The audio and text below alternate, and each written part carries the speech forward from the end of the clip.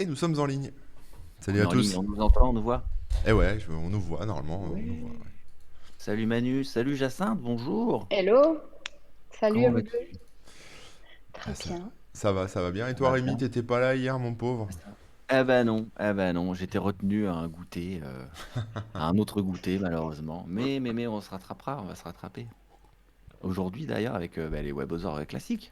Bah ouais, ouais. On va parler du X et du I. Et attention, on parle pas du X que vous entendez quand je le dis à l'oral. On parle d'expérience utilisateur et ensuite d'interface utilisateur, etc., etc. D'ailleurs, Corben, tu seras pas en train de de te noyer dans le Bitcoin? J'ai l'impression J'ai que... pas changé le fond de la dernière fois, mais oui, c'est vrai que j'ai toujours le Bitcoin. Faut que je trouve un autre fond, mais bon, Allez, bah pendant que tu voilà. changes ton fond, je vais saluer quand même tous les gens, tous les Vas-y. spectateurs qui sont aussi sur le chat là, des Twitchosers qui nous regardent en direct. Coucou, coucou tout le monde. Un coucou aussi aux personnes qui nous écoutent en podcast ou sur YouTube en replay, tout ça, tout ça. Au passage, profitez-en bien pour vous abonner, mettre des likes, des posts bleus, des follow, etc., pour qu'on soit de plus en plus nombreux sur les émissions. Et comme ça, ben, on va encore plus s'amuser, quoi, tout simplement. Bref, bref, bref.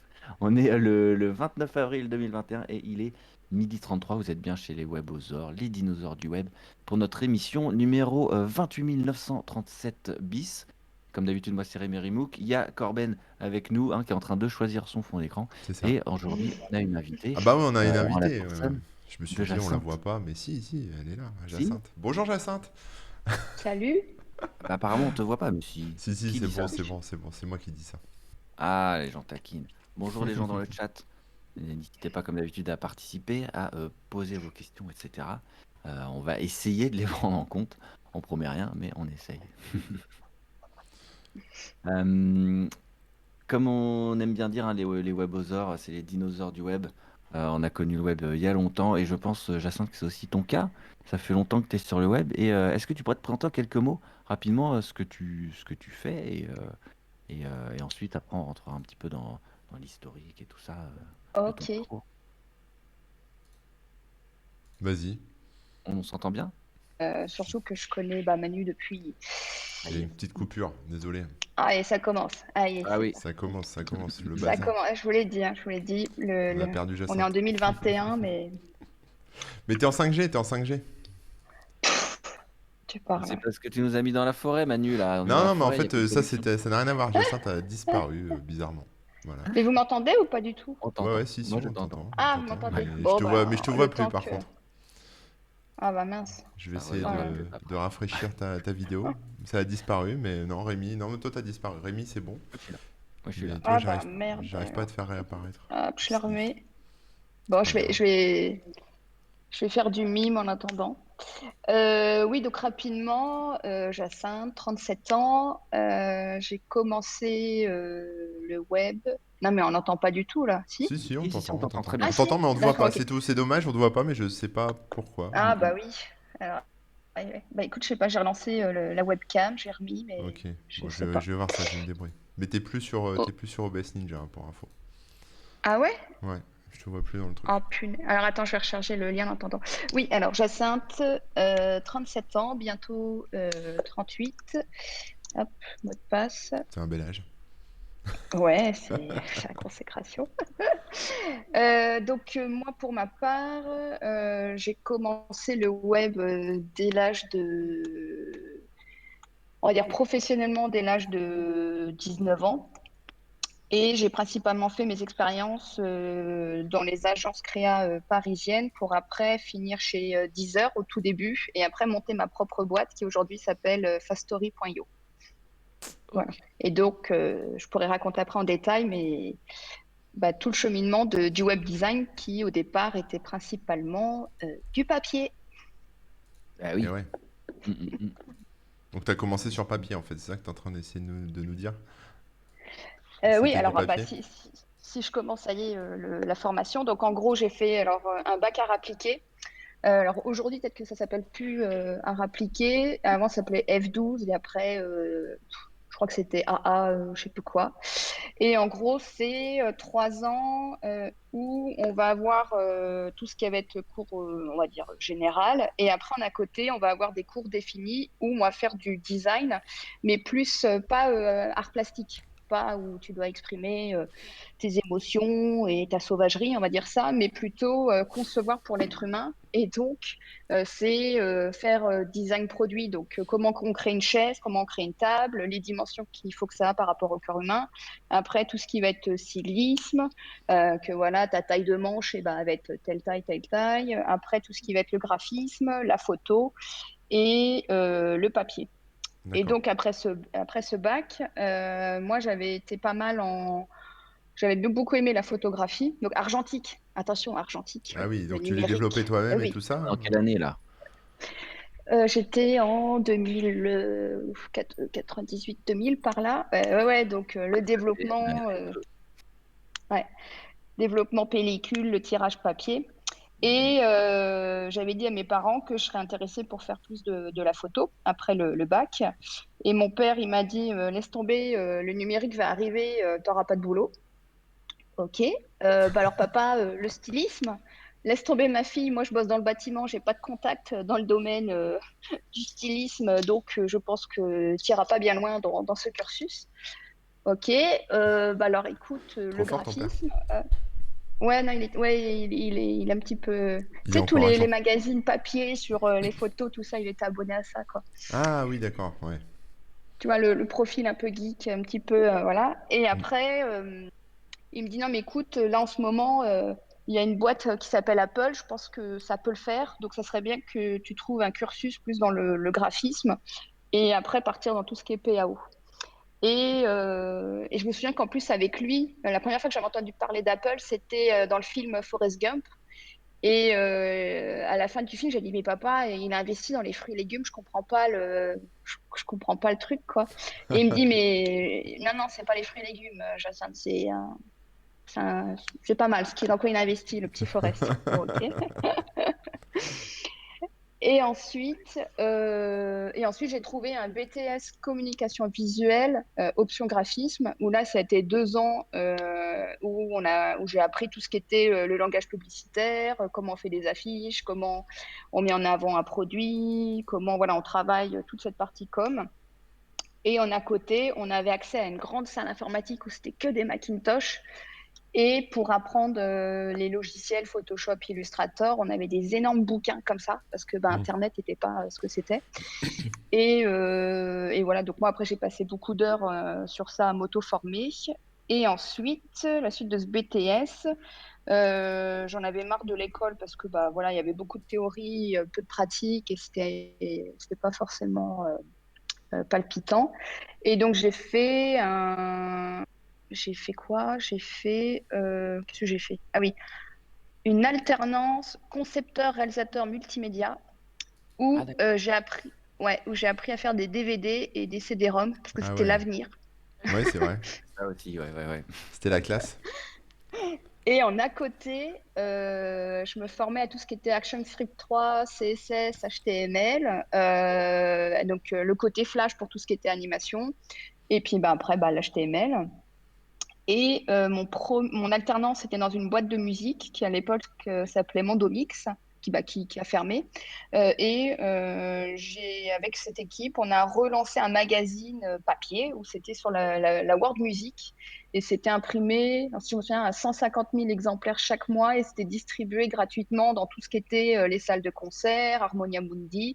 Et c'était vraiment que sur la world music. Et ça, il n'y en avait pas à l'époque. Donc toi, tu faisais la mise en page, c'est ça, la PAO? Ouais, tout ce que D'accord. l'ADA, la mise en page. Et à côté, ils avaient un petit studio web où ils faisaient les premiers sites web en Flash et en HTML de tout ce qui était les festivals.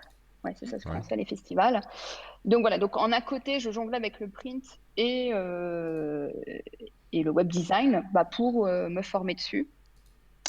Et à la fin de cette alternance, je voulais faire que du web parce que le print, c'était trop stressant. S'il y avait le moins de coquilles, c'est imprimé, tu peux pas revenir. Ouais. Les problèmes avec les imprimeurs, les impressions, les couleurs, voilà. Et puis c'était un rythme soutenu, donc moi ça m'intéressait pas. Voilà, il n'y a pas le côté interactif. Et donc après ça, je suis partie faire un CDD. Alors j'ai pas mal fait de CDD parce qu'à l'époque, les métiers graphistes peut-être moins aujourd'hui, mais n'était pas forcément considéré en France. Et donc, c'était beaucoup de CDD. Il n'y avait pas de CDI, ce genre de choses. Et puis, à chaque fois, c'était la nana qui colorie des images. Tu sais, comme les jeux des gamins, tu as des 1, des 2, tu vois. C'était, Ouais, numéro d'art, quoi. voilà. Oui, voilà, numéro d'art, voilà, elle colorie, quoi. Donc après, je suis allée dans une boîte de stylisme où j'ai encore fait du print. En à côté, je faisais pas mal de petits projets web pour me former dessus. Et après, je suis repartie dans une autre boîte de musique qui s'appelait Abeille Musique et qui est devenue Cobuzz. Et là, je jonglais entre le web design et les PLV et la mise en avant d'artistes. Donc là, c'était que dans la musique classique et le jazz. Et c'était à la Fnac, Harmonia Mundi, donc voilà, tout ce qui était mise en avant des artistes. Hmm. Et ensuite, je suis partie parce qu'il y avait tous les problèmes, la crise du disque, tout ce qu'on a pu connaître à cette période-là. Je suis partie chez Even, donc une agence où c'était les tout premiers à s'intéresser à Facebook. Donc c'était en 2006-2007. Et ce Facebook a vraiment percé en France en 2010, mais en 2006-2007, c'était les tout débuts.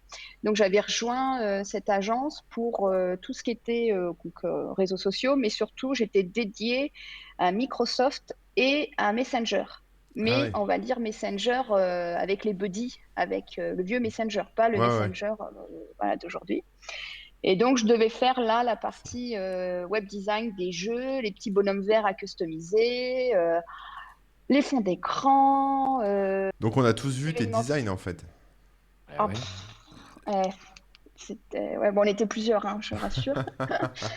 Tout ce qui était mis en avant aussi des jeux Halo, donc les sites événementiels dessus. Euh, voilà, donc toute cette période-là. Et ensuite, en à côté, j'avais créé un blog parce que c'est là où je t'ai rencontré Manu. Donc c'était à l'époque des blogueurs, les influenceurs, tout ça, quoi. Bien révolu. Hein, C'était il y a ouais, longtemps. c'était il y a longtemps.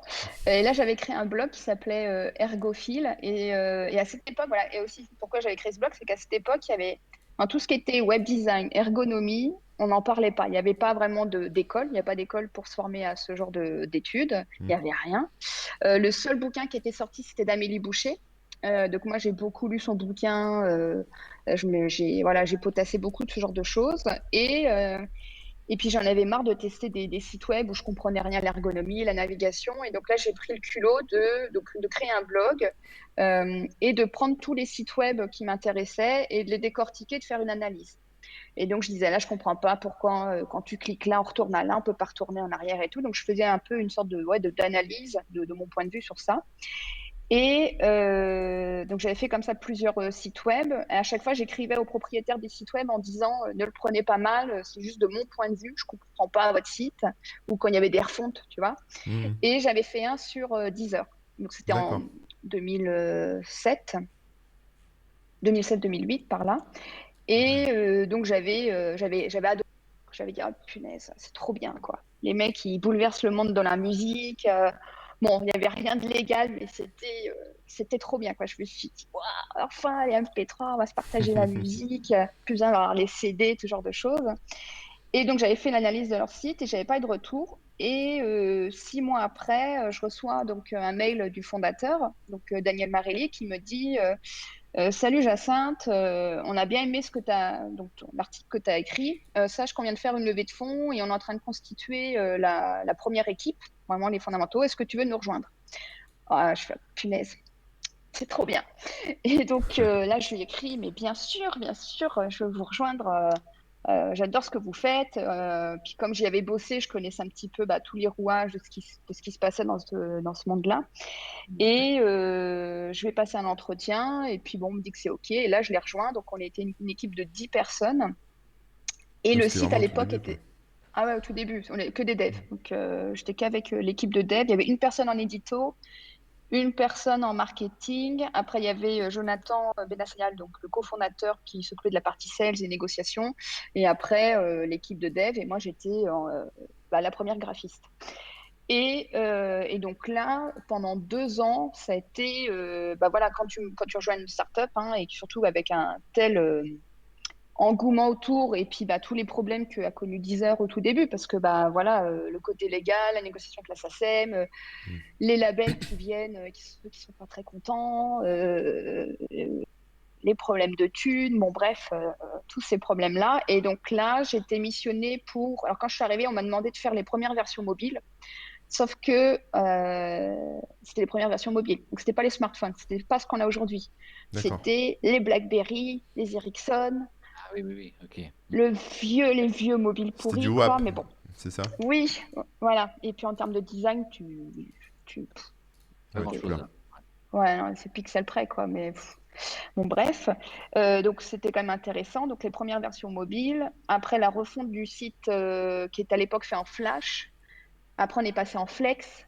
Et après, plus tard, donc passé voilà, HTML ou autre. Mais c'est vrai qu'à l'époque, il y avait tous les problèmes de sécurité, de hacking pour télécharger les MP3 et tout. Donc pour des raisons techno, fallait jongler avec ça. Et puis il y avait le Mhm. changement de business model aussi, parce qu'on était gratuit. Il fallait commencer à faire comprendre aux gens qu'il fallait payer. Donc toutes les joies aussi de gérer des communautés, gérer les commentaires des communautés, gérer les manifs virtuels des Mais gens. ça, c'était pas ton job, ça. Si, t'as géré Non, aussi ça? mais ceux, quand on est une petite équipe, tu t'y intéresses, quoi. Donc, Ouais, voilà, au courant, ouais, voilà, forcément. tu t'y intéresses énormément. Mais exemple, quand on avait fait la première refonte, si tu veux, au départ, le site était tout en noir, et là, on était parti en blanc. Tu vois, je veux dire, c'est pas un changement de fou. Toi. Aujourd'hui, tu te dis, bon, ouais, ok, très bien. À l'époque, quand on avait fait toute la migration, on a reçu des mails d'insultes, des gens qui disent mais rendez-nous le noir, et ils faisaient des bannières en gif, on veut du noir, on veut l'ancienne interface et tout. Et là tu fais donc là tu te rends compte de la réticence du changement, qu'il faut après dialoguer avec eux. Ouais, Je bah me ouais. souviens qu'on avait reçu des mails d'insultes qui disaient bon, voilà, bref, bande de nazes, nanana, bande de kékettes aussi, bon bref, le mot sympa. Euh, euh, Votre changement est voilà, est pas possible et tout. Puis après, tu leur écris en disant merci. Nous vous remercions pour votre message chaleureux et tendre. Vos encouragements nous font chaud au cœur.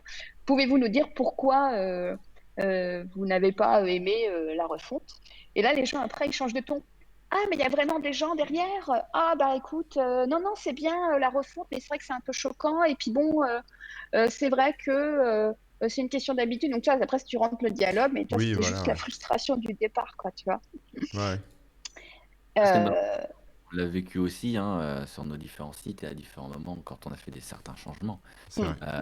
Et clairement, oui, le mieux à faire, c'est de montrer que la remarque, enfin qu'on prend en compte la remarque, même si le ton était peut-être pas Ouais, bien. voilà.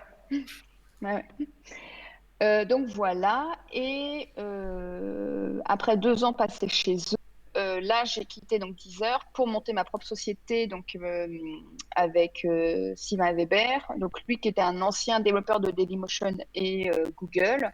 Et là on est plus parti sur conception de produits pour B2B, pour aider les nouveaux métiers de community manager à comment euh, mieux gérer leur communauté, gérer les audiences, animer avec des jeux concours, des jeux.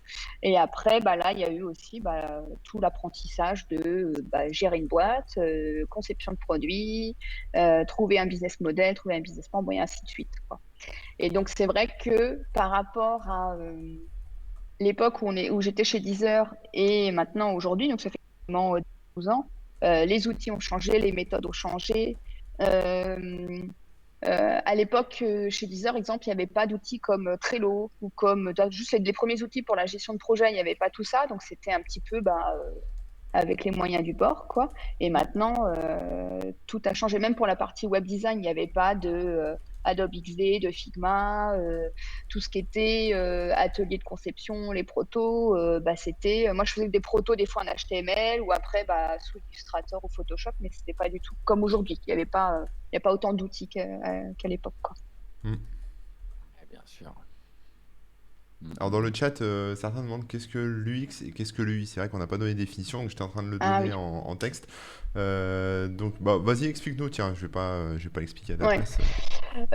Alors lui, donc oui, interface graphique, comme tu as répondu. Donc c'est tout ce qui va être un peu. Alors c'est vrai que les deux sont un peu liés. Donc Donc ça, Oui, voilà, c'est un peu lié. Puis après, ça va dépendre des équipes, des entreprises. Donc UI, donc c'est l'interface graphique, le design, comment ton bouton, tu vas lui mettre des reflets, des interactions, ce genre de choses. Et l'expérience utilisateur, donc UX, ça veut dire qu'on va un peu prendre toute la chaîne du, du workflow, la manière dont la personne va naviguer, interagir, jusqu'à où elle va aller du parcours A au parcours au point A jusqu'au point B.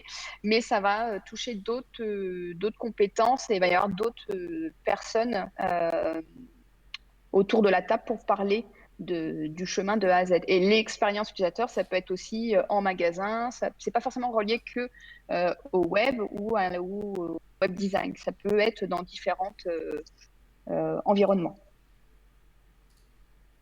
c'est ça. Cool. Merci. Toutes ces précisions, nous dit Canard Coin Coin. Coin Coin à toi aussi. Bon, en tout cas, t'as fait plein de choses, quoi. C'est un sacré parcours, quand même. Ouais, ouais, c'est vrai, j'ai pas mal bougé. Ouais, ouais. Et après, faut pas se leurrer, c'est beaucoup d'auto-formation. Là, aujourd'hui, tu vois, on est une petite équipe d'une dizaine de personnes, mais quand tu es dans des grosses structures, tu vas avoir plusieurs profils. Euh, Tu vas avoir le product owner, le product manager. Alors, des fois, ce que je trouve personnellement, c'est que des fois, dans les grosses structures, tu as trop de monde euh, qui, des fois, pourrait être fait par moins de personnes. Donc, des fois, Ouais. plus tu as de personnes autour de la table, plus ça va des fois créer le doute, des frictions, et des fois, ça peut ralentir toute la mise en place. Mais ça, après, c'est que mon point de vue. Puis après, tout dépend du produit, tout dépend des enjeux, tout dépend de la structure de la société. Voilà, il y a plusieurs Donc maintenant, tu gères ta trucs. boîte avec Sylvain, Story, en fait. Il n'y a pas de... On n'en Alors a pas là, nous, parlé on est trop de ça, l'équipe mais... ouais, d'une douzaine de personnes. La moitié, c'est Philtech et l'autre partie, c'est marketing, sales, account manager, donc une personne qui accompagne les clients, design. Donc, on a un designer, on a une personne aussi en produit et moi-même qui chapeaute un petit peu tout. Mais ce qui est important, donc moi, j'ai plus aujourd'hui un rôle de product owner, product manager, et c'est-à-dire que je vais être en lien avec toutes les équipes, mais je vais surtout interagir sur la conception du produit pour que les retours clients, les frictions utilisateurs, on puisse les remonter, on puisse faire un proto, un zoning, inclure les techs dans la boucle pour que on puisse voir ce qui est possible, qu'est-ce qu'on peut améliorer, parce que forcément les profils développeurs, ils vont avoir aussi des idées, ils vont plus savoir aussi des choses qui vont être faisables, ce qu'on peut faire ou ce qu'on peut pas faire. Voilà, donc il y a tout ça. Et puis après, on passe en production pour que l'interface de notre service, parce que c'est un service en ligne où les gens sont autonomes, puisse être enrichie et améliorée. Hmm. Ok, cool.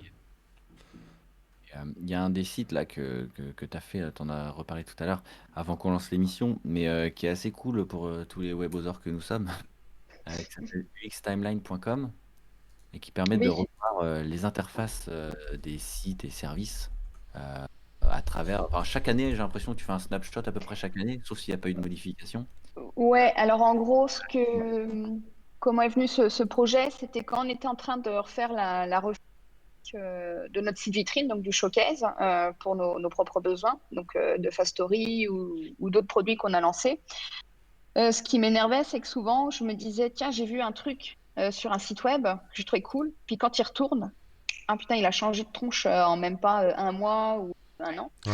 Et je me suis dit, mais comment je peux faire pour garder ça? Et donc, je suis allée, je me suis dit, mais en fin de compte, il n'y a pas de site qui répertorie tout ça.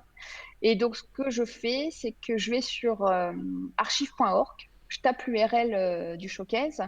Et chaque année, donc ce que j'ai fait pour retracer Timeline, c'est que chaque année, je suis allée pinguer les archives de ces sites web. J'ai fait des screenshots et après, j'ai conçu une timeline. Et chaque année, en janvier, je mets à jour et je regarde s'il y a eu des gros changements ou pas.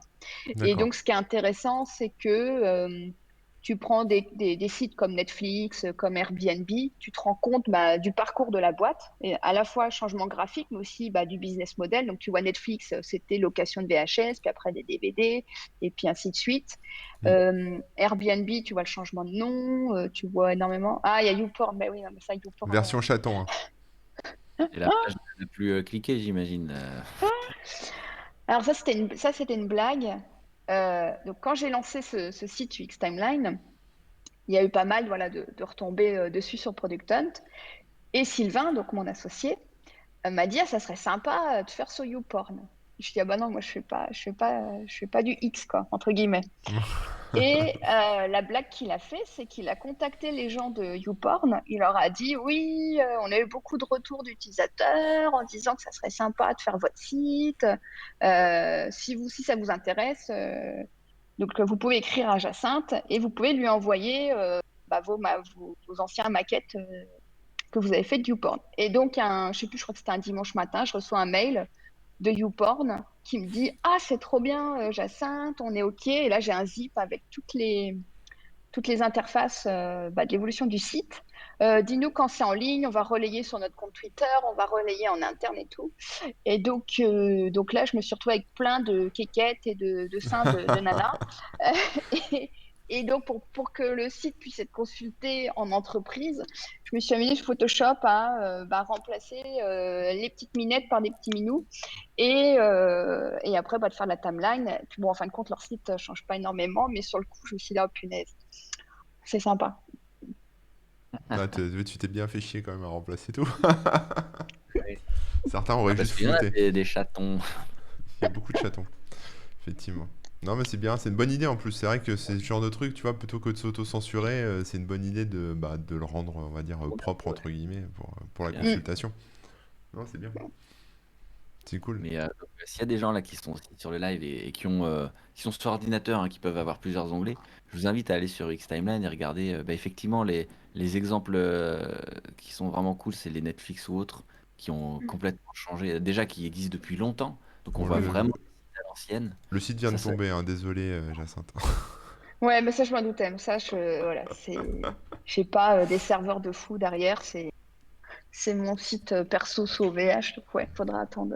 c'est pas vrai. Si, moi ça marche. Ah bah moi Ça je sais pas, marche? ça marche plus, mais peut-être que Ah ok, pour moi peut-être ça que marche. c'est moi. Peut-être que c'est en cache, je sais J'ai pas. trop rafraîchi, Ouais. il m'a blacklisté. Non mais t'essayais de, Ah de non, c'est passer bon, derrière les chatons. Moi, ça marche, là. J'y suis allée, c'est bon. c'est bon, ça marche, ça Mm. marche.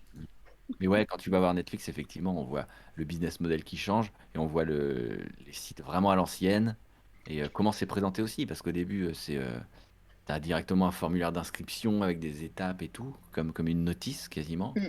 Et maintenant, aujourd'hui, c'est beaucoup plus, comment dire, alléchant, quoi. Ils montrent un peu plus de tout ce qu'il peut y avoir Ouais. et c'est simple et tout ça, quoi. Et ce qui est marrant, c'est que quand on compare toutes ces timelines, on se rend compte qu'en 2012, il y a eu vraiment un changement, que ça soit sur Airbnb, Uber, Netflix. Et tu sens qu'en 2012, il y a eu vraiment, on met plus entre guillemets en avant la on va dire ouais, les technos mises en avant du produit, mais plus le ROI. Donc, qu'est-ce que va apporter le service à l'utilisateur? Donc, toi, Airbnb, c'est plus du tout réservation, c'est plutôt vivre une expérience. Viens chez Ah moi, ouais, j'habite chez une copine, quoi, tu vois, c'est ouais. vraiment plus orienté sur les bénéfices, ouais. D'accord, ouais, ouais, ouais. Ouais, ça a Ah, évolué parce qu'en fait, enfin moi je me souviens avant, on parlait vraiment que de UI, hein, UX, ça n'existait pas. Mm. Donc c'était avoir un site joli et voilà. Et je pense qu'à un moment, quand peut-être, je sais pas si c'est les marketeurs, mais en tout cas les gens qui gèrent les business, quand ça commence à devenir des vrais business qui rapportent de l'argent, et que les mecs se sont rendus compte que quand ils mettaient un bouton à droite, ça générait plus d'argent qu'un bouton à gauche, mhm. c'est devenu enfin, une spécialité à part entière en fait. Mais ça t'as vu ça arriver progressivement ou là tu parlais de 2012, mais Ouais, je l'ai ressenti, puis surtout que les métiers, à ce moment-là, beaucoup, ont changé, tu vois, ça s'est vraiment professionnalisé, on va dire. Je sais qu'au même moment, tu as eu des bouquins type design émotionnel qui est apparu, donc de Aaron Walter, je crois, de mémoire. C'est un des designers de Mainship, qui Mainship aussi est une boîte qui existe depuis beaucoup d'années et qui en gros expliquait de l'intérêt d'avoir une interface qui soit, je sais pas si on peut dire sensible, mais qui est vraiment, voilà, que ce soit beaucoup plus attrayant, que ça moins plus dans le côté utilisateur, voilà, on va dire c'est ça plus positif quoi. joli, Mm. fonctionnel, ouais, voilà, et puis mettre en avant, voilà, beaucoup plus les bénéfices pour l'utilisateur. Donc, il y a eu beaucoup de voilà, ce changement-là. Donc, déjà ça. Après, les métiers ont commencé un petit peu à s'ouvrir. Ah, j'avais un schéma, mais là, ils le font plus.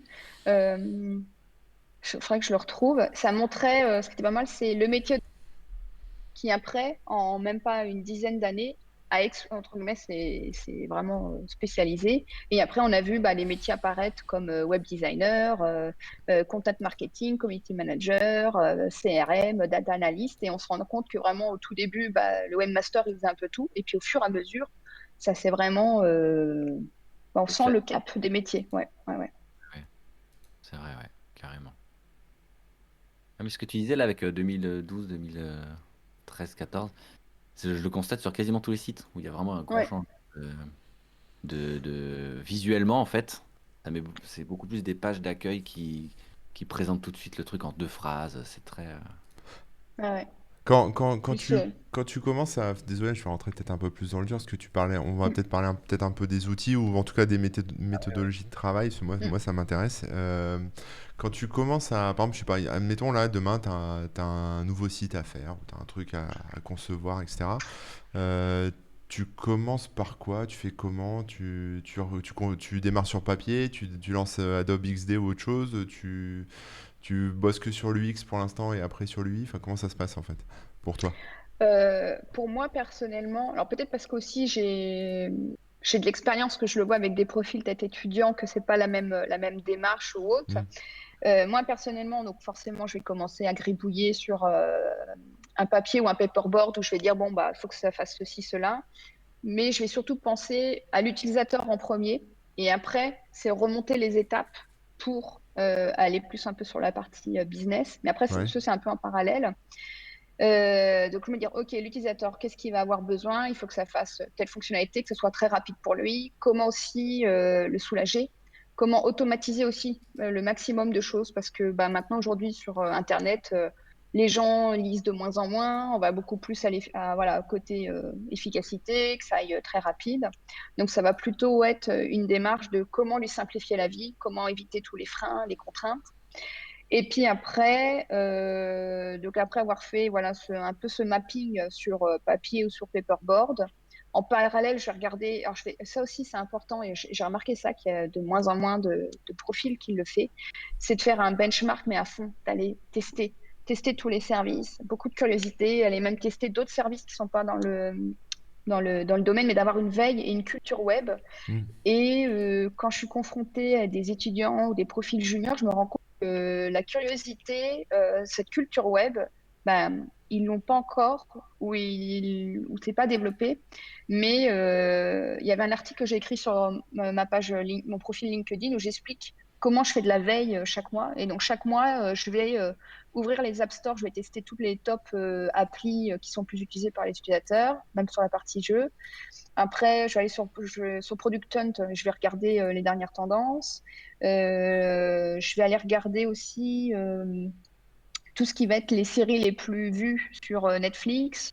En gros, c'est un peu avoir une culture globale Ouais. et générale, juste pour se tenir un peu au courant et tester plein de services avec forcément une fausse adresse email, mais juste tester, tester, tester. Et en même temps, ça permet de voir aussi les tendances. Parce qu'il ne faut pas se leurrer, mais les GAFA drive un peu notre manière de naviguer, de consommer. Hmm. Et entre guillemets, faut voir qu'est-ce qu'ils font, comment ils vont évoluer, et bien regarder. Et ça, cette veille, elle est assez importante. Et j'ai remarqué que c'était de moins en moins. Et c'est ce qui est dommage, quoi. En Et gros, c'est de.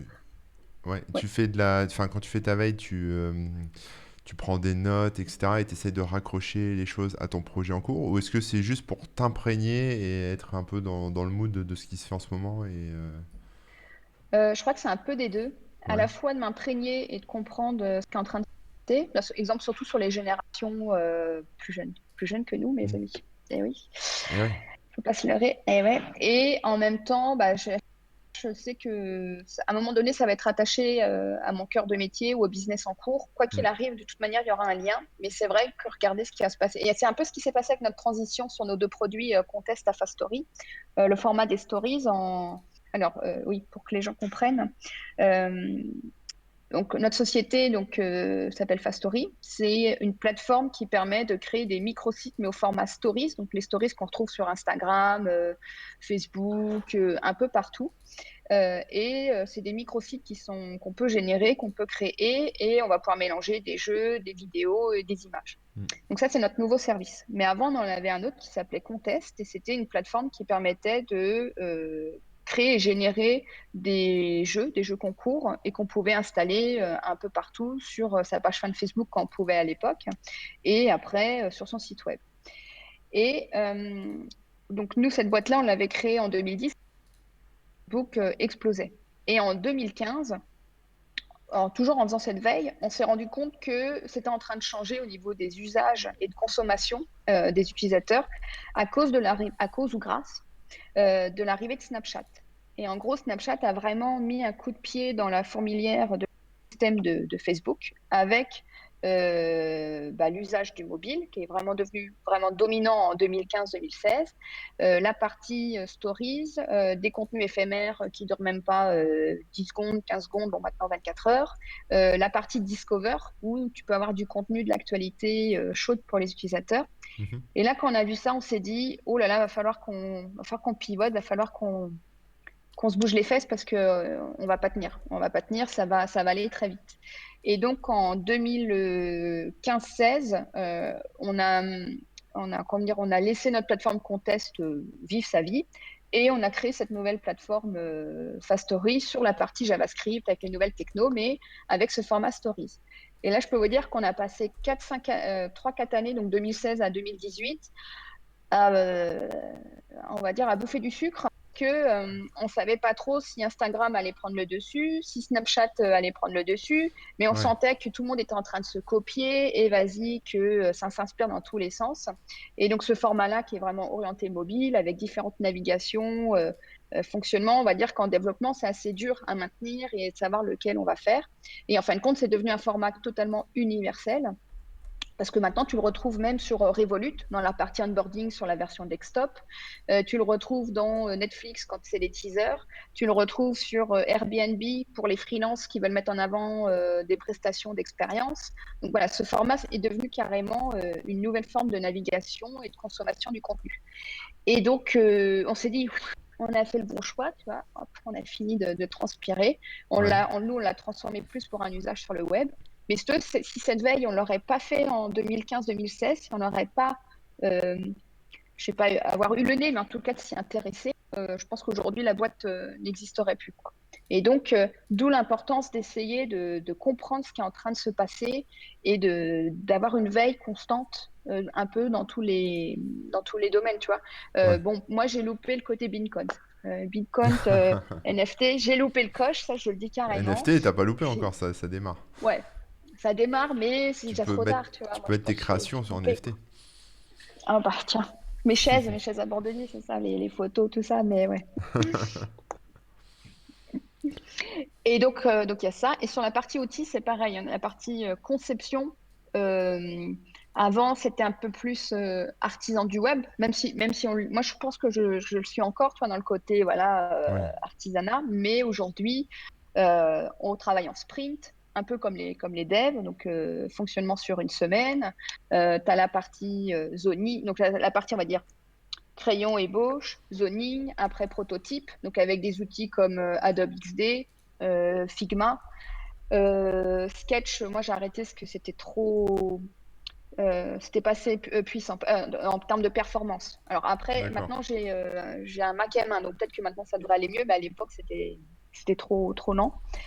Donc voilà, Figma, Adobe XD, des prototypes, des zonings, et puis après ça passe dans les mains du développeur, donc création d'une issue dans GitHub, détailler au maximum tous les comportements, voir avec lui si ça semble cohérent, si c'est bon.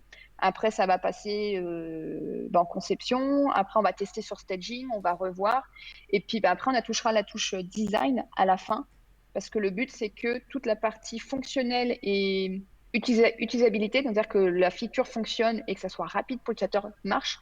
Et après, on va apporter la couche design en dernier. Moi, en tout cas, quand tu conçois un produit, pour moi, le design, ça va vraiment être D'accord. la dernière touche. Faut pas si ton bleu, si ton rose, après, c'est voilà, c'est de la perception, c'est de la charte graphique, mais il faut vraiment déjà que si la personne, elle clique sur le bouton, il a bien l'info et que tout fonctionne bien, parce que le Ouais, pire, c'est d'avoir un super truc beau et puis ça crache et t'as une page blanche, tu ouvres ta console, remplie d'erreurs, ouais, ouais, c'est c'est pas sûr. bon. Mm. Ouais, puis c'est cool. Rémi, une Ah, bah, question? Une non, non, remarque non, dans mais le chat? ouais, c'est juste, ça me fait juste penser que c'est pour ça aussi qu'il y a plein d'outils, par exemple les outils open source, etc., qui vont pas jusqu'à l'étape de design parce que tu as bien raison, le plus important c'est quand même la fonctionnalité Mm. et l'ergonomie qui va avec et tout. Et bah, si c'est pas beau, c'est pas très très grave quoi. C'est mieux, mais Non, ouais, oui, c'est mieux, mais je pense que c'est une couche qu'on peut arriver, qu'on peut mettre après derrière. Moi, après, c'est mon point de vue. Il y en a qui vont dire non, faut tout penser en même temps. Je ne dis pas le contraire. Mais quand tu es dans une petite équipe, je préfère que l'outil fonctionne, que l'utilisateur arrive facilement. Et puis après, on va apporter la touche design en dernier, quoi. Mm. ouais, et qu'est-ce que tu conseillerais aux gens qui voudraient justement, parce que j'imagine que les parcours ont changé, mais maintenant c'est des métiers qui Mm. existent. Est-ce que tu aurais des conseils ou des pistes pour les gens qui voudraient se lancer un peu là-dedans Tu as dit qu'il y a beaucoup Ouais. d'auto-formation aussi, mais est-ce que ça a changé? Est-ce que... Ouais, alors maintenant, tu as beaucoup d'écoles. Alors, je ne sais pas s'il y a des personnes qui nous suivent qui bossent dans les écoles privées. Alors, je vais juste recommander de faire gaffe aux écoles privées parce que certaines prennent plus l'argent que plutôt attentionner à la formation de l'étudiant. Euh, oui, donc maintenant, il y a beaucoup d'écoles. Après, il faut vraiment regarder ce qu'ils proposent. Et aussi, j'ai vu qu'il y a beaucoup d'écoles aussi qui mélangent la partie UX, UI avec la partie gestion de projet. Et exemple, quand je recherchais un product owner, j'ai eu beaucoup de personnes, alors là, j'étais étonnée, qui sortaient de MBA, de toute école de commerce. Je dis, OK, très bien, pour faire de la gestion de projet. Parce que dans les SS2I, on place les gens et on leur dit qu'ils vont faire du produit, mais en vrai, c'est la gestion de projet. Donc, il y a aussi beaucoup de bullshit sur le nom des professions. Je suis UX, je suis consultant, je suis machin et tout. Et au quotidien, bah, c'est plutôt gestion de projet et c'est pas une approche proche, on va dire une approche qui est orientée sur le design produit. Mm. Donc c'est très bien la gestion de projet, mais à un moment donné, pour concevoir un produit, il y a quand même plusieurs casquettes à avoir, c'est-à-dire s'intéresser au marketing, s'intéresser au business model, s'intéresser au design, donc tout ce qui va être les interfaces, le graphisme, après le produit forcément, mais le produit dans sa globalité, ça peut être un téléphone, comment il va être conçu, de s'intéresser aussi à l'intérieur et puis aussi s'intéresser à la technique. Voilà. Donc c'est juste ça. Alors après, dans les écoles, je ne sais pas s'il y en a qui ont des meilleures formations que d'autres. Là, en ce moment, on a des gens de éthique. Donc peut-être, pourquoi pas, mais je suis quand même, voilà, faut quand même se former et apprendre après sur le terrain. Euh, Dans les autres écoles, j'ai pas eu de trop j'ai pas encore été trop confrontée. Mais il faut que la personne s'y intéresse et aussi a une sensibilité sur la partie design, la conception dans tous les sens du produit. Parce que forcément, ça va être que bénéfique pour la personne de regarder. Exemple, en entretien d'embauche, je pose souvent la question, quelle est la dernière appli ou le design ou le produit qui t'a fait waouh, quoi, un effet, tu vois. Ouais, Et ouais. j'ai eu beaucoup de candidats qui me disaient, ah bah la dernière appli de Facebook, elle est bien, je suis dessus tout le temps. Ok, mais est-ce que tu n'as pas autre chose que Facebook à me sortir comme appli? Euh, Twitter? Ouais, non, ok, t'as pas un jeu, Ouais, je sais mais pas, quelque chose d'autre ça, c'est que tu vois, quoi. dans tous les métiers. C'est des gens Mm. qui sortent d'école mais qui s'intéressent pas vraiment à leur travail. Enfin, Ouais, ils font pas de veille, justement. ouais. Ce que tu disais. Mais ouais, ouais. Ah bah, c'est la question que j'aurais bien aimé te poser. Quel est le dernier truc justement que tu pu voir et et que tu t'es dit, ça c'est le turfu, ou alors ça c'est très C'est- intéressant et j'avais jamais vu. Euh, alors moi, alors forcément, je ne sais pas être très nouveau, mais Revolut, j'aime beaucoup ce qu'ils font. Alors, je sais pas si les gens connaissent, c'est une appli, c'est une banque anglaise, on va dire une néobanque comme on appelle. Mais dernièrement, ils ont refait toute la partie design graphique du côté desktop business, parce que je suis abonné particulier, mais aussi professionnel. Euh, tout simplement parce que nous, au sein de notre boîte, on est abonné à plein de services américains, forcément, pas de bol. Et que ce soit, d'ailleurs, ça me fait penser à ton dernier tweet, Corben, que ce soit Crédit Mutuel, Crédit Agricole, Ah oui, bah oui, oui. Mm. toutes ces banques, à chaque L'angoisse. fois, voilà, elles prennent des frais de 1 ou 2 euros parce que tu fais un virement de 5 dollars sur un abonnement. Donc, à la fin du mois, je me retrouve avec des factures à 200 euros juste pour des frais de virement. Donc, j'ai pété un câble et j'ai cherché une alternative. Et quand Revolut Business est sorti, j'ai vu que je payais 25 euros par mois et j'avais pas de frais de virement d'abonnement. Donc, je suis passée chez eux pour la partie pro. Et toute leur interface est pensée mobile. Donc, même si tu es sur un ordinateur, Mm. tu as une version ordinateur, mais tu vois bien que l'interaction, tous les réflexes sont reliés à l'usage mobile. Et donc, Ouais. tu te dis, OK, les mecs, ils ont réfléchi à ce que ça soit sur une version mobile ou qu'une version ordinateur, tu t'y retrouves et c'est bien fichu. Mais c'est pas Et juste du responsive, quoi, en fait. C'est. ouais, non, c'est pas du responsive, D'accord. c'est vraiment bien pensé. Ça, je trouvais ça top. Euh, j'ai aussi testé alors je sais plus les noms, mais le côté, la partie arcade, donc la partie des jeux, et dont certains en réalité comme ça augmenté quoi. Alors tu peux mettre du feu, de l'eau chez toi, tu peux même Ouais. mettre des faux objets, des voitures télécommandées. Donc là, tu te dis waouh, allez, on commence il y a le feu chez moi quoi. On commence vraiment à avoir des nouvelles options qui peut vraiment être sympa. Qu'est-ce que j'ai vu d'autre? Il y a pas mal de petits trucs.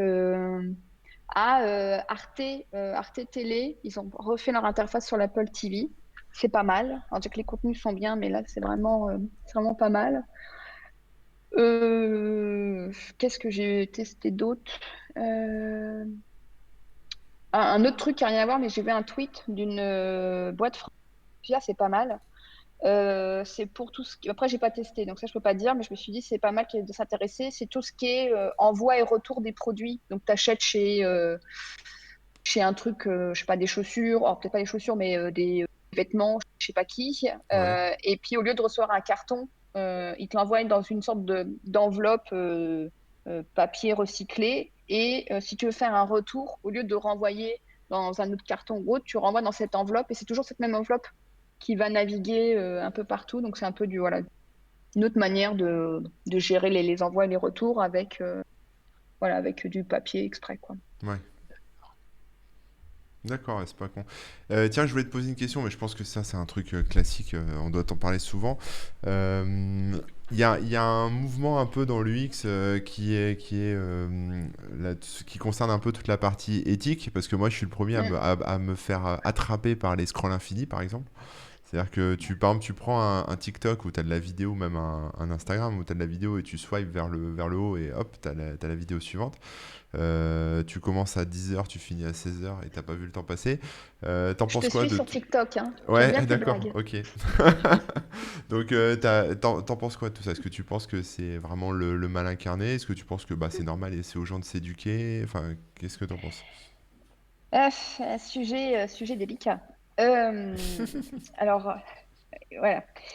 C'est vrai que je pense que nous sommes une génération où on a vu l'évolution. On a grandi avec. Et en plus, on est dans le métier. Donc, on connaît un petit peu tous les rouages. On a été biberonné et puis on a vu tout ce qui se passe. Donc, c'est-à-dire que moi, je sais que j'arrive à part des fois sur TikTok, mais c'est juste que ça me permet de décompresser, de gérer mon temps, d'avoir retiré toutes les notifs, le flux, machin, de dire bon bah ok j'ai passé trop de temps, bon bref, j'ai un petit peu, je sais entre guillemets me mettre des limites. Mais c'est vrai que sur une génération qui n'a pas vu cette évolution et qui arrive en plein dedans, je peux comprendre, bah oui, tu passes des heures à scroller ou autre. Et puis nos chers amis américains, ils nous font leur mea culpa dans les différents Oui, bah oui. reportages qu'on Mm. a pu voir sur Netflix. Et puis eux-mêmes, leurs gamins, ils leur mettent pas des téléphones. Et puis ils leur font bouffer du quinoa. Et puis ils toucheront pas à ceci, cela. Donc bref, avec tout ce que les Américains peuvent ont la classe de faire, oui, c'est sûr que forcément, il va y avoir un côté voilà, éthique sur la génération qui arrive, sur nos enfants ou autres, pour se dire bah, comment on va faire. Donc forcément, il y a des professionnels d'en prendre conscience et d'arrêter. Mais après, je pense que tu as aussi à éduquer les parents. Parce que c'est vrai que moi, je sais que quand j'étais ado, ma mère avait ramené un ordi qui allait être qui allait être mis à la poubelle à son boulot. Elle l'avait ramené à la maison. Et j'avais commencé à jouer aux jeux vidéo, donc en Mm, LAN. Donc, pour les vieux de la vieille, voilà, le réseau, mm. le machin et tout. Et j'avais des potes qui m'avaient passé, je crois que ça s'appelait Carmageddon à l'époque. Oui, C'était un ouais, jeu ouais. de voiture. Où Voilà. t'écrases des gens. Et C'est ouais, trop. avec, avec les chiens, voilà, c'est vieux. Et je sais que, alors déjà, première erreur de mes parents, l'ordi était dans ma chambre. Ok, donc, bon, très bien. Sauf que j'avais passé des heures et des nuits sur ce jeu et ainsi de suite. Et je me souviens que ma mère, à un moment donné, dire bonne nuit, et elle me dit qu'est-ce que tu fais? Ah, t'es encore sur l'ordi? Je dis oui, oui, je bosse ma cache. Et elle m'a dit mais tu fais quoi et tout? Puis je dis bah écoute, il y a un jeu de voiture qui est sympa. Donc voilà, elle me dit ah, bah, je voudrais essayer. Je dis ah non, non, c'est pas pour toi, mais si, si, je vais essayer quoi. Oh là Donc je là. l'ai mis à jouer au jeu de voiture. Et là, elle comprend pas. Elle me dit mais pourquoi il y a des gens qui se suicident sur ma voiture et pourquoi je dois écraser des gens et des chiens, tu vois? Et Mm, là, ça mm, l'avait un peu choquée, tu vois. Et, euh, et donc voilà, et je me dis aujourd'hui, voilà, avec les réseaux sociaux, avec tout ça, si les parents ils sont pas formés, sensibilisés à ça, tu vois, mm. bah, je pense que bah, il peut y avoir des ravages. Donc et aussi sensibiliser les jeunes, les ados sur sur ce qui arrive et ce qui va arriver. Donc moi de mon point de vue, je pense qu'il y a une grosse responsabilité des parents. C'est bête, mais je pense que il faut que les gens se forment, se renseignent. À l'école aussi, que nos profs aussi se sensibilisent à ça. À un moment donné, il y a quelques années, je faisais partie de l'association 100 000 entrepreneurs et je devais aller dans les collèges et lycées pour expliquer l'entrepreneuriat. Et moi, je prenais cet argument d'entrepreneuriat, mais pour présenter aussi nos métiers. Parce Ouais. que quand je faisais un sondage, qu'est-ce que vous voulez faire plus tard? Je vais être avocat, je vais être médecin, je vais être youtubeur, je vais être comme Nabila. J'ai déjà eu ça. Je suis au punaise. On n'a pas, en 20 ans de temps, on n'a pas changé, quoi, tu vois. Ouais, ouais. Et ce que je faisais, c'est que je présentais tous les nouveaux métiers. Et les profs étaient étonnés parce qu'ils, ah, on peut faire ça. Ah, mais ça existe. Mais ça sert à quoi? Donc voilà. Les collégiens au lycée connaissaient un peu le métier de développeur web, Mm. mais c'était pas aussi beaucoup. Et les nanas, c'était ah ben non, c'est un truc de maths. C'est pas pour moi. Donc tu fais bon, ok, on n'a Ouais, pas encore passé le cap, quoi. ouais. Et je pense que voilà, l'éducation nationale, les écoles, ce serait bien qu'elles s'y intéressent. Je sais que maintenant, tu as les écoles qui sensibilisent, voilà, qui font cette démarche-là, mais que ce soit beaucoup plus, euh, on va dire, proactif et prépondérant dans la partie éducation pour à la fois professionnellement, sur après ce qu'il peut avoir éduqué, et puis après les professionnels du web aussi, à un moment donné, réfléchir. Et là, je crois que ça vient aussi des départements marketing et des Ouais, mais fondateurs ou sales de s'y mettre, quoi. alors je suis d'accord avec toi sur l'éducation, mais pour les grosses ficelles, quoi, tu vois, de dire, voilà, Mm, par exemple, tu reçois des notifs, ça te bouffe ton temps, donc en tant que parent, je te conseille de désactiver les notifications sur telle appli. Mais après, il y a mm, des trucs quand même super. Enfin, tu peux pas t'en douter, sauf si t'es du métier. Tu vois, le fait de faire des likes mm. sur des photos, c'est pas juste pour dire que t'as bien aimé, tu vois. Ah Ça bah oui. apporte une récompense au créateur, ça fidélise entre guillemets les gens. Enfin, il y a des trucs un peu cognitifs au niveau du cerveau, etc. Et enfin, les gens, monsieur, même tout le monde, sont pas forcément sensibilisés à ça. Et puis même les professionnels, enfin les gens qui éditent les sites ou les services, bah, ils en mettent de ces trucs-là parce que bah, ça rend addictif. Enfin, ça rend Mm. addictif ton application. Donc le côté éthique, je veux dire, enfin, je vais pas dire on repassera, mais je suis pas sûr que Facebook demain va se dire bon, comme on voit Non, bah ça, que non. vous êtes accro à notre application, on va enlever le bouton like. Tu vois ce que je veux dire? Ils vont, voilà, s'ils pouvaient en mettre plus, ils en mettraient plus. Bah, ça, c'est Donc, leur, entre guillemets, c'est le business c'est de ouais, ces ouais, gros. c'est Donc, le business, mais du coup, mm. enfin quelque part, je suis assez fataliste hein, là-dessus. Je pense pas qu'on puisse faire grand-chose. Mais après, est-ce que c'est mal? Est-ce que c'est, enfin, est-ce que c'est vraiment le mal absolu ou est-ce que bon, c'est juste un usage de plus? Il y a déjà eu 10 000 autres trucs avant, tu sais, comme le son plus fort dans les pubs à la télé ou ce genre de Bah trucs. oui. Enfin, ça a toujours existé, donc bon, c'est juste une déclinaison Et de plus, puis, quoi. et puis aujourd'hui, tu as quand même une transition avec ce qu'est en train de mettre en place ces GAFA sur comment une communauté peut rétribuer un influenceur, un créateur de contenu. Tu vois, là, ça Ouais. commence, en tout cas, ça va arriver. Donc, entre guillemets, ça va peut-être permettre aussi de récompenser, de faire vivre des nouvelles professions, des nouveaux profils qui arrivent. Donc, je pense que c'est un équilibre de tout, quoi. Ouais, ouais, ouais, ouais. Hmm.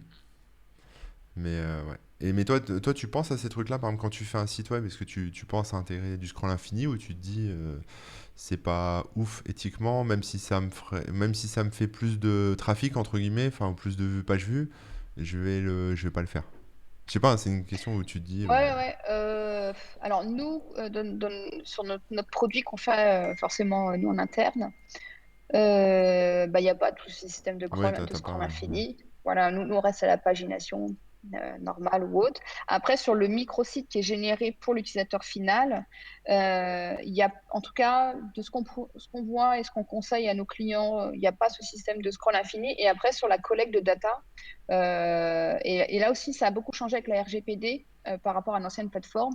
Les marques demandent le minimum pour exemple envoyer la dotation, ce genre de choses, mais il n'y a plus de je t'aspire énormément de data, je te pose énormément de questions. On a vu que cette loi a quand même fait du bien. Et puis après Hmm. aussi, c'est qu'en interne, ils n'ont pas les outils ni les personnes compétentes pour traiter la data.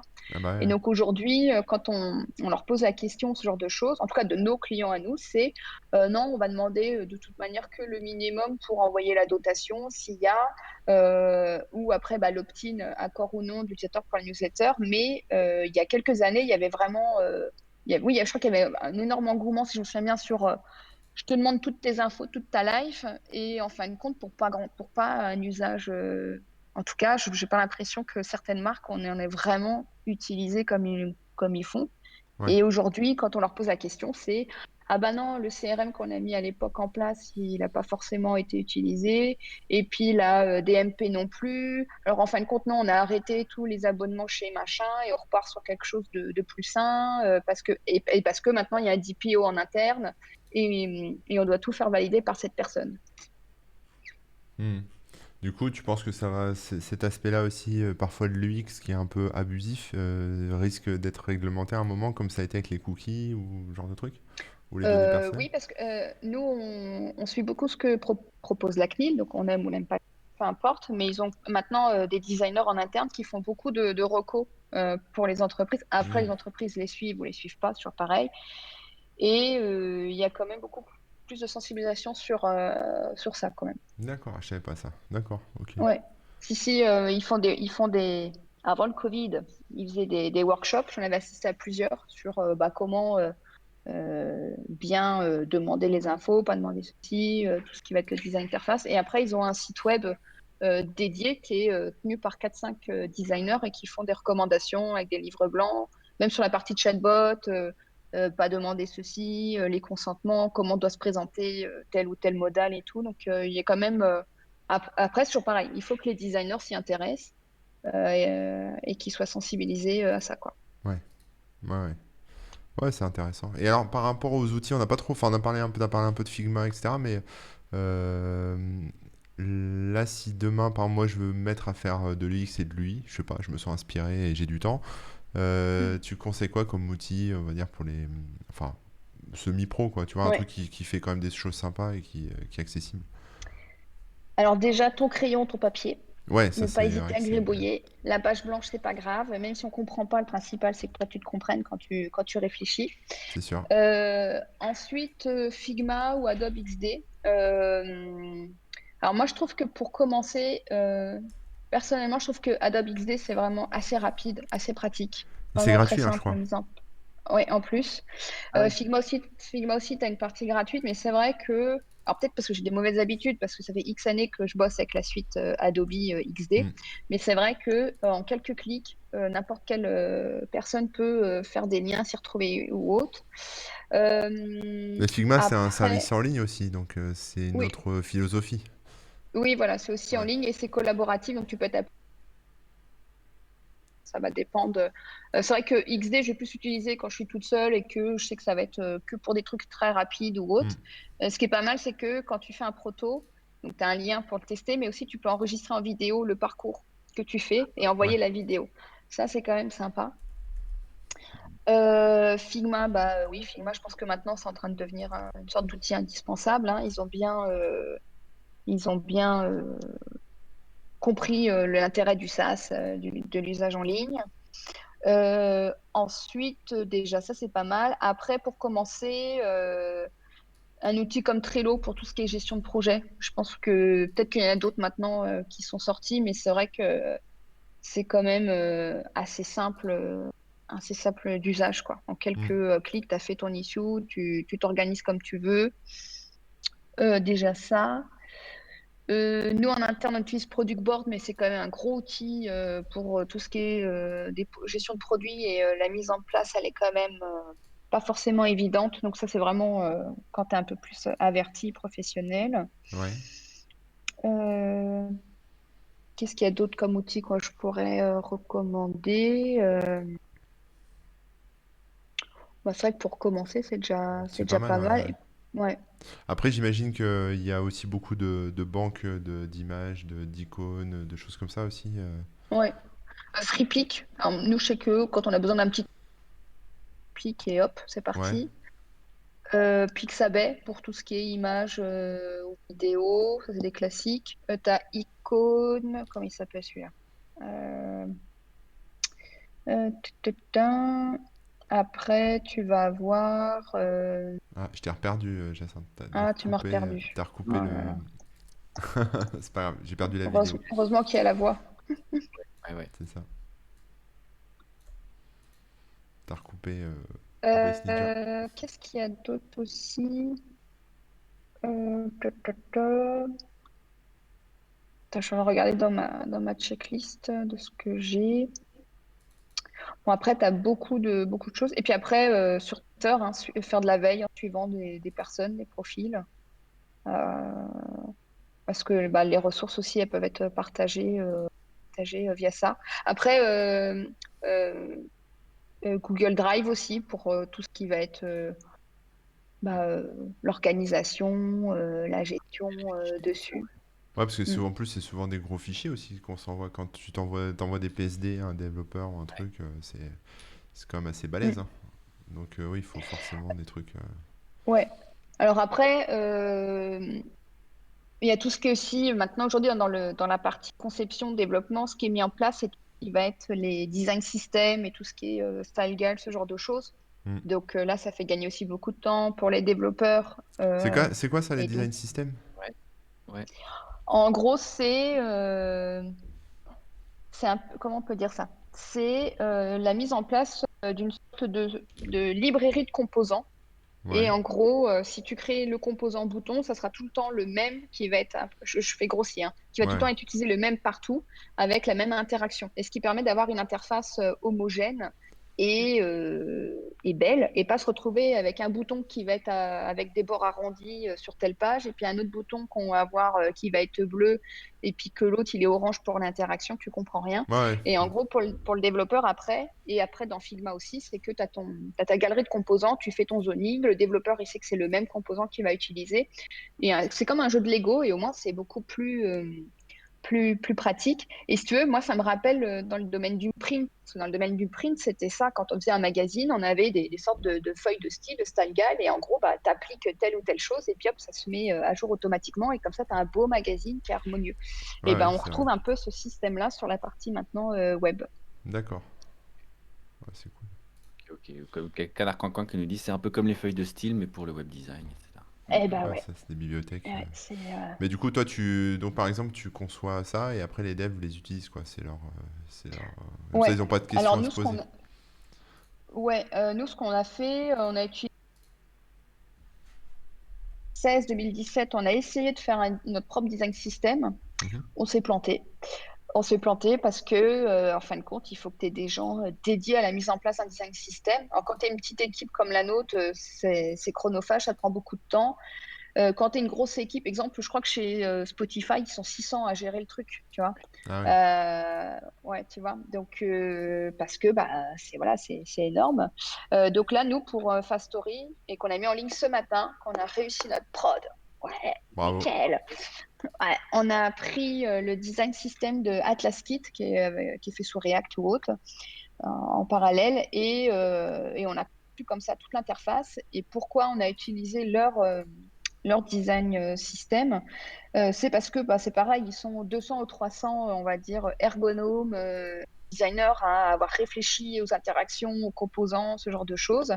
Mhm. Et nous, ça nous fait gagner énormément de temps. Et puis après, on a rajouté un peu notre touche graphique, mais pour un builder qui va juste permettre voilà, de consulter tel ou tel truc, et bah, l'ergonomie en elle-même va pas beaucoup énormément changer. Maintenant, tu as quand même des fondamentaux, des basiques sur le web. Et donc, ça a été beaucoup. Alors, la mise en place, il faut quand même prendre du temps parce que c'est une manière de dev différentes, mais quand tu as pris le pli, bah, tu vas gagner beaucoup de temps. Et puis au moins, les développeurs, parce qu'aussi dans les métiers de développeur, je me suis rendu compte que tout ce qui était CSS, intégration ou autre, bah, c'est beaucoup plus difficile maintenant à trouver des profils qui aiment faire ça et qui souhaitent le faire.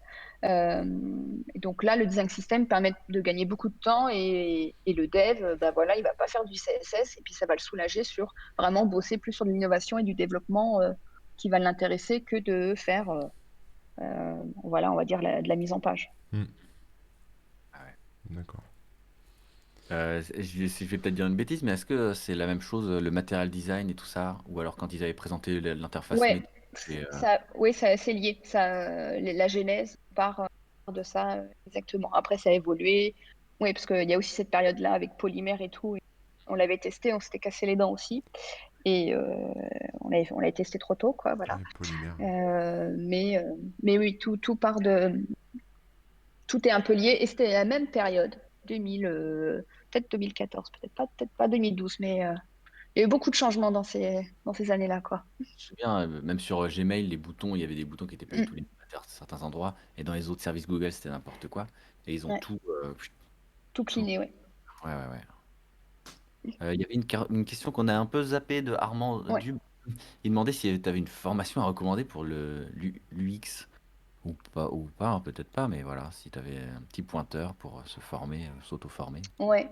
Alors je sais que le laptop qui est situé à Paris, qui est tenu par Pauline. Alors attends, je connais plus son nom de famille. Je l'appelle par son prénom.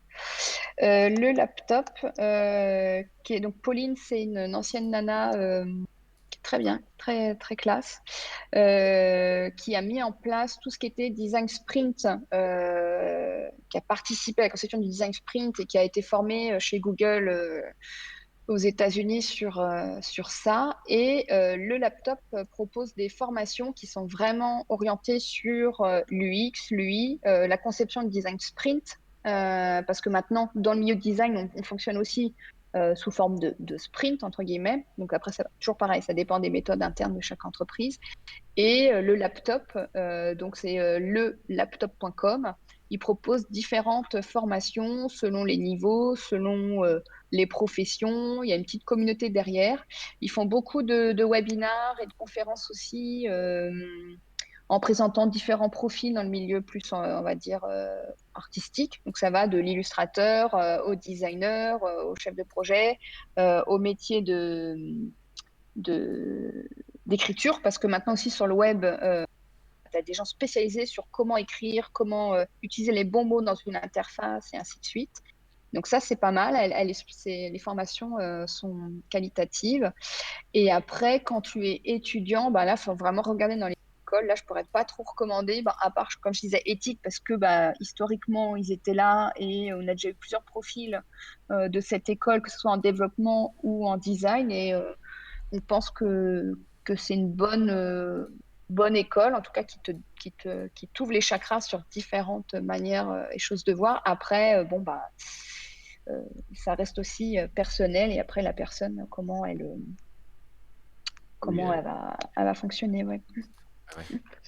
C'est éthique, Hetic, hein, c'est ça? ouais, ouais. Ok. Hop. Ok.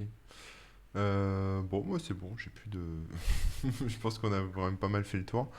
Je sais pas ce que vous en Euh, pensez, si vous avez encore des questions dans le chat. Surtout Ou pas. toi, Rémi, hein. Moi, j'ai trouvé super intéressant quand tu as parlé du virage sur les stories, etc. Parce que clairement, c'est des choses qui sont difficiles à sentir et pivoter de cette manière-là et tout ça, c'est assez compliqué. Et avant ça, il y avait le vrai virage mobile, web, etc. Enfin, Ouais, ouais. chose. Alors, pour ceux que ça intéresse, on va sortir un,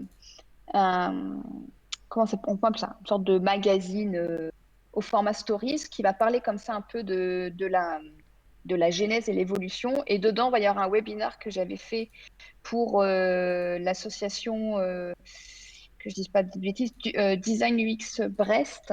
Donc les Bretons qui m'avaient sollicité, la Bretonie qui m'avait sollicité pour parler de cette évolution. Et il y a un article que je dois écrire, que j'ai toujours pas fait, mais que j'ai promis que j'allais faire pour la communauté UX design francophone. Hop, je vais partager les lignes, je vais te donner les liens, qui est sur Medium. D'accord. Alors, attends, je sais pas si je peux écrire. Oui, oui, tu vas pouvoir et même mettre un lien. Ouais, alors. Ah ouais. Oh, c'est beau le web. Putain, je peux poster, hein. URL. Donc, il y a sur cette communauté-là, faut juste que je le fasse. Un article qui va apparaître pour tac, si ça va marcher. Hop, tac. Un article sur le sujet. Et sur ce meet-up-là, bah voilà, le dernier événement, c'était la naissance du format Stories. Et là, il y a le replay de la vidéo YouTube. Et donc, je vais sortir ça. Et puis après, bah, me suivre sur Twitter, parce qu'on va sortir une sorte de petit ouais, magazine, on va dire, au format Stories. Et on va parler comme ça aussi de tout ce qui est la naissance de ce format Stories, et avec les différents exemples et où est-ce que partout maintenant on le retrouve, et pas forcément que chez les GAFA ou les réseaux sociaux. Ouais, ouais, ouais. Je partage ton Et Twitter du coup. est-ce que qu'est-ce que tu imagines comme prochaine évolution, comme prochain format ou peut-être même pas un truc existant. Alors si tu as déjà un truc que tu vois commencer à évoluer et à apparaître, Donne-nous de l'exclusif. mais est-ce que sinon, comment tu imagines le web dans quelques années? Quelle sera pour toi la prochaine grosse évolution? Alors, j'ai pas le nez pour, hein, mais TikTok, qu'on le veuille ou non, je pense qu'ils ont un peu fait le coup de Snapchat il y a quelques années, parce que maintenant c'est Snapchat qui a repris le format que TikTok avec le format vidéo. Ce que je trouve je sais pas si c'est magnifique, mais moi ça me met des paillettes dans les yeux. C'est Ouais, de voir toute cette génération qui arrive et qui sont à l'aise avec le format vidéo, quoi, qui ont pas Ouais, c'est vrai. qui se mettent en avant, qui, voilà, moi, tu vois, là, j'ai eu cet exercice à faire, j'étais stressée, catastrophée, j'étais là, voilà, ma tête et tout, puis tu vois tous tes défauts, tu vois que tu vieillis, la peau elle tombe, voilà. Mais ouais, je suis vraiment hallucinée par les gens. Alors après, ils se mettent le filtre et tous les artifices, hein. Après, voilà, tu as le côté jeunisme où ils n'ont pas envie de vieillir, hein, mais bon, ça va être une autre paire d'histoires. Donc déjà, il y a ça. Ce format vidéo, le côté, bah, je communique par la vidéo. Et puis c'est vrai, je peux comprendre, c'est plus rapide ou autre. Euh, le format audio, donc ok, il y a eu Clubhouse qui s'y est mis et tout, mais ce format podcast, oui, donc c'est monté, c'est descendu, on connaît très bien ce genre de phénomène. Hmm. Mais le format podcast, je pense que peut-être que ça va devenir de plus en plus, peut-être ça prend le temps, mais je pense que ça va arriver parce que bah, déjà tous les GAFA ils vont s'y mettre. Alors quand ils vont s'y mettre, tout le monde va s'y mettre. Et puis bah, l'audio, tu as quand même une liberté d'expression que t'as pas forcément sur le côté webinar.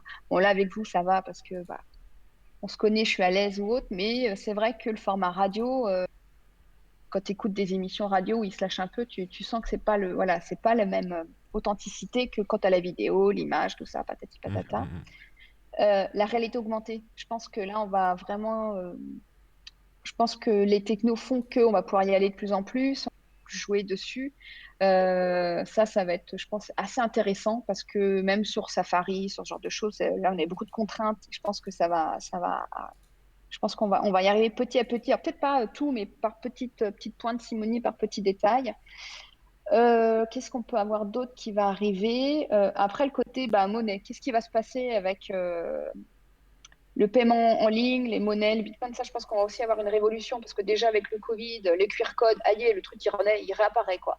Les gens ils découvrent, ah, les QR codes, super. Bah ouais, mais attendez, ça existe depuis des années.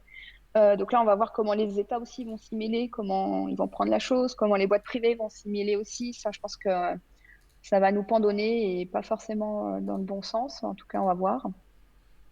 Mm. Pour le moment, tout ce qui est Oculus, ce genre de choses, pour le moment, moi, de mon point de vue, T'as testé? comme les télé, ouais, comme la télé 3D. Ouais, alors j'ai testé 3-4 fois, et dont un dans un musée. Je suis restée avec ça sur les yeux pendant plus de 1h30. Ah ouais. Donc c'était une expérimentation. On était dans un grand hangar et on visitait un faux musée. Alors en plus, c'était sur la thématique la guerre en Irak, Israël, Palestine et tout, Joyeux, tu vois. quoi. Donc c'était Mm. pas non... ouais, c'était joyeux. Mais à la fin, tu ressors et là, tu as 3 personnes qui t'accueillent à la fin de l'expo, entre guillemets. Donc, ils te retirent le casque. Donc, déjà, tu as appareillé avec des batteries dans le dos, le casque et tout ça, là. Et puis, ils te font t'asseoir. Ils disent non, ne bougez pas, attendez un petit peu. Ils t'apportent des gâteaux, de quoi boire, parce qu'en fin de compte, Ça et tu use. te rends- et, ouais, physiquement, j'étais là, putain, j'ai l'impression d'être encore plus vieille que vieille, quoi. J'étais Ouais, c'est fatiguée, épuisant, ouais. ça allait. Ouais, ça épuise, quoi. Donc, ça, pour le moment, je pense que notre cerveau va falloir qu'il. Faut s'habituer, ouais. Ouais, C'est comme les il y premiers a un gap FPS, en fait. dessus. Ouais, Mm. Ça donnait la gerbe et exact. c'était épuisant. Ouais. Et après, je pense que ce que j'aimerais bien beaucoup, ce que j'aimerais bien beaucoup, putain, je parle vachement français, ça, c'est parce que j'ai faim, c'est que mon téléphone devienne mon ordinateur, quoi, tu vois. Que en Ah, gros, c'est un le vieux rêve, ça. téléphone, ouais, c'est un vieux rêve, mais j'aimerais bien vraiment d'ordinateur, que mon téléphone, il soit autant puissant que, hop, je le branche et là, paf, partout où je vais, je peux juste le brancher, le connecter. Bon, je reste attaché à un support, mais ça, j'aimerais trop bien, quoi. Il y a eu Mm. des tentatives et tout, mais ça n'a pas marché, mais que tu n'aies plus besoin de te balader avec un ordi, un clavier, chose, quoi. Après, qu'est-ce qu'on va avoir? Je sais pas, à vrai dire, je sais pas trop. Parce que toi, le Covid, hein, je l'ai pas senti venir, celui-là. Bah non, Euh, personne. non, personne. Mais tiens, justement, là, tu parlais de mobile, etc. Qu'est-ce que tu penses des... Parce enfin, j'ai l'impression que la tablette, c'est un truc que les designers aiment beaucoup. Est-ce que toi, tu arrives à concevoir des choses uniquement sur tablette ou il te faut toujours un ordi Non, moi, je suis une vieille de la vieille. Je suis Ouais, il avec te faut mon un ordi, quoi. ordi, mon trackpad, et, euh, et voilà. Ouais, ta Pour tablette l'instant, graphique et ton... non. J'ai tenté, hein, j'en ai eu une. J'étais contente. Alors, parce que, aussi, à l'époque, quand je l'ai acheté, il y avait pas les outils pour. Maintenant Ouais. qu'Adobe est en train de faire le transfert, peut-être que maintenant, il y aura. Mais c'est vrai qu'il me faut un clavier, autre. Après, toi, si tu es illustrateur, je peux comprendre que tu as besoin du pinceau, du machin. Il y a des trucs qui font des trucs de fou. Mais là, moi, aujourd'hui, je suis encore sur le desktop, sur la machine. Il faut que je puisse m'énerver sur le clavier si j'ai un bug, tu vois, que je puisse taper dessus. Tu vois, le Ouais, côté, ouais. voilà, ça marche pas! Comme ça, quoi. Ouais. Mais peut-être qu'après, comme ils sont en train de tout passer, je pense qu'après, peut-être que ça va passer. Mais bon, tu vois, même les artistes qui font de la musique, quand tu vois leur studio de prod, ils sont quand même encore sur un ordi, les consoles, les machins. Toi, il y a le côté, Ah le bah ouais, ouais. matériel, voilà, ordinateur est encore là, hein. Ouais. Mm, mm, mm. Ouais, après, il y a quand même des trucs avec les iPads. Enfin, il y a des choses aussi un peu comme pour le design. Il y a quand même pas mal d'outils pour faire de la musique uniquement avec Mm. des iPads Ouais, et ouais, des iPhones, mais c'est vrai que bon, c'est ouais, ouais. pas encore ça, quoi. Je pense que ça va arriver avec les. Voilà, faut juste qu'il y ait une transition d'outils, que ça arrive, quoi. Parce que tu vois, tu prends sur le mobile, maintenant, tu as énormément d'applis qui te permettent de faire du montage vidéo avec des fils, des machins, qu'il n'y a même pas 5-6 ans, il n'y avait rien, quoi. Ouais, c'est vrai. Même pas 2-3 ans, il n'y avait rien. Mm. Là, c'est un truc de fou, quoi. Ah, c'est clair. Ouais, ouais. Donc Bon, toujours de les la amis, vidéo, des trucs de plus en plus immersif finalement. J'ai l'impression, c'est ce que. Ouais, je pense, ouais. Ouais, je Ah, pense. Ouais, ouais. j'allais dire les amis, on s'amuse bien, hein, on pourrait durer comme ça toute la journée, mais il va falloir rendre l'antenne, hein, comme disait Guy Lux. Là qui parle du retour de Clippy, là, qui a osé dire ça? Mais attendez, je vais mal dormir Clippy me cette nuit. manque, parfois il me manque. Ces Ah, bons conseils me manquent. Il faudrait refaire un Clippy, tu sais, avec du deep learning qui te donne des bons conseils sur la vie, ou tu vois, qui c'est sera fou. toujours là, tu vois, qui t'accompagne dans tous les instants de ta vie. Un petit Clippy qui te dit, Bah oui, tu vois, ça serait bien, ça serait une ça bonne va- idée. mais ça va réapparaître arrivé là, on va être étonnés. Le retour de Clippy en réalité augmentée, il arrive, tout ça. Le matin comme ça. C'est une bonne Et pour idée. ceux qui savent pas, c'était le trombone dans Word, et enfin dans toute la suite, Ah oui, ah, il y en a qui ont pas connu, bah oui. jamais, hein, ouais. Le retour du Tamagotchi, on nous dit aussi. Bah, c'est Aussi, Ah, aussi. Sylvain était là en train de nous lurker. ah bon? Ton associé. Ah mais ouais, il est toujours là lui. Impossible de s'en défaire. Il est à l'étage. Ouais. Il est juste au-dessus là. Aïe, aïe, aïe, aïe. Ah, attends, il y a la main, c'est pour ceux qui voient, il y a une petite main qui dit bonjour. Ah oui, regardez bien. Il y a des gens dans Ah le ouais, chat ouais. qui ont des questions ou des remarques, bah, profitez-en pendant les dernières minutes là. En tout cas, merci beaucoup d'avoir accepté l'invitation et d'avoir parlé de tout ça. Et c'était vraiment super cool. Bah merci à vous, c'était top. Pour te Merci, merci. retrouver, tu nous as dit, on peut te suivre sur Twitter, il me semble, non? C'est ça que tu as dit? Ouais, je suis plus sur Twitter, c'est Jacinthe, je sais plus comment il s'écrit. Jacinthe underscore Ja- Busson. Ouais, je crois il C'est me semble ça, que je c'est viens de le Jacinthe. partager dans le chat. C'est Ah ok. underscore. Et, Ouais, est-ce que c'est une Canadienne qui a le Jacinthe, elle l'utilisait pas. Donc voilà. Ouais, elle l'utilise même pas. Les bons. Non. À l'époque, elle l'utilisait pas, après j'ai pas cherché. Non, non, j'y suis retourné tout à l'heure, elle l'utilise toujours pas. ah là là, c'est dommage ça, hein. Ouais. Après, bah, pour voir un peu ton travail et tout, bah, y a fastory.io, il y a. LinkedIn, il y a un petit. Voilà, ça permet de voir. Parce que c'est vrai que bah, j'ai pas de portfolio, mon site web perso il est pas mis à jour. Et puis après, bah, c'était du design produit, mais les produits changent tout le temps, donc en fin de compte, voilà, ça Du Wiki n'existe Timeline, hein, plus. pour ceux qui veulent aller Oui, découvrir un peu les trucs. ouais. Ouais, c'est un peu frustrant même non, de bosser sur des choses pendant des mois, des semaines, et puis l'année d'après, tout rechanger parce que les modes évoluent. Ouais. Ouais, Et ouais, c'est pour le bien de l'utilisateur, et puis pour le bien de on l'humanité. apprend à s'adapter, à vivre. Tu auras toujours du Voilà. boulot, quoi. Il y a toujours des Ouais. trucs à refaire. C'est ça, c'est qu'il y a toujours des trucs à refaire. Ça, y a Mm. pas de souci. C'est Ouais, ça. bah Bon, bah, merci, merci merci. beaucoup, ouais. Bah, Euh, merci à vous, merci aux personnes qui étaient encore présentes jusqu'au oui, le retour du CD-ROM. Bah oui, le CD-ROM. il y en a qui ont parlé du mini-disque aussi, mais ouais, je sais pas si ça. Le format zip. Et ouais, ça reviendra, soyez sûr. À fond, à fond. Bon, Rémi, je te laisse conclure. Ouais, bah écoutez, On se fait un on va petit se retrouver raid. la semaine prochaine. Hein? On se fait un petit raid. Yes. Ah ouais, vas-y, il faut trouver une chaîne arrête. Si vous avez des suggestions, allez-y. C'est le moment, c'est le Tu moment suis un pour. peu Twitch ou pas, Jacinthe? Ou pas du tout? Pas tellement. Après, je connais l'actualité. J'ai vu quand il y a eu le phénomène qui est arrivé, qui a disparu. Quel phénomène? J'ai Euh, pas entendu, ça a coupé. Ça a coupé? Samuel Etienne, Ah Oui. oui, d'accord, oui. ouais, qui est arrivé, qui est reparti. Bon, bref. Notre bro, on le Euh, salue. ouais. Donc oui, je suis de loin, mais après, je peux pas être partout, on va dire ça. Non, non, mais parce qu'il y a aussi des. En fait, sur Twitch, il y a aussi c'est souvent des femmes hein, qui font de l'illustration, tu vois, beaucoup sur tablette ou sur Photoshop, sur ordi, etc. Mm. Qui font pas mal de trucs comme ça. C'est pas vraiment de l'UX, hein, c'est plutôt du dessin, quoi. Oui. Mais c'est toujours. Mais il y a beaucoup gros succès quand même sur ce genre de truc. Les gens Bah, aiment bien d'ailleurs, la création en live, quoi. Après, ça peut Et bloquer bah, un peu, mais. le laptop, là, je crois que c'est le jeudi midi où ils interviewent pour le webinaire M'as-tu vu? Et c'est principalement des profs. Bah, là, en tout cas, dernièrement, c'était beaucoup d'illustrateurs qui expliquent leur parcours, comment ils font. Et là, tu rêves, quoi. Tu dis, waouh, trop beau ce qu'ils font. Et voilà. Ouais, toi, tu vois, je suis peut-être l'ancienne génération où je vais regarder comme ça par réseau. Mais Twitch, j'ai pas encore pris de pli plus que ça, quoi. On peut pas être partout, hein, c'est sûr. Non. Il y a des gens qui font de l'UX apparemment, je regarde un peu. Bon, si vous avez des suggestions, allez-y, parce que moi, je suis un peu perdu là dans les propositions. Bon, moi, je vois qu'il y a Mademoiselle Sony là, qui est en train de faire une aquarelle, donc on reste un peu dans le domaine du graphisme, au sens Vas-y, large. vas-y. On va On peut faire ça. raider. Ok. Cool. Je te laisserai lancer le raid. Je gère, je gère.